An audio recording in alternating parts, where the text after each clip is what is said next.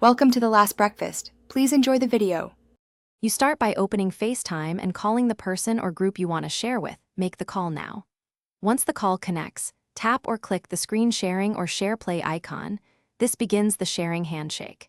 You do this because initiating from an active call ensures permissions are requested instantly and prevents interruptions.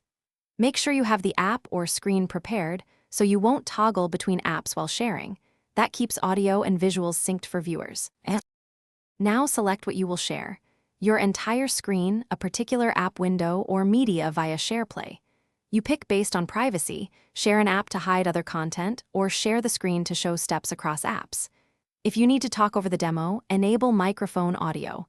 Otherwise, viewers may miss your narration.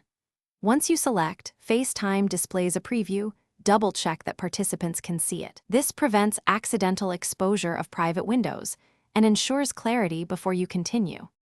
To finish, tap or click Stop Sharing. This ends the stream immediately and returns everyone to the call.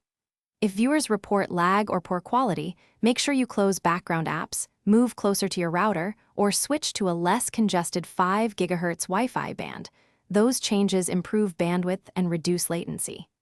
If sharing fails due to permissions, go to Settings, then FaceTime, and enable Screen Sharing or SharePlay. Restarting the call after changing settings usually solves it. Thanks for watching. If this was helpful, leave a like and consider subscribing. See you next time.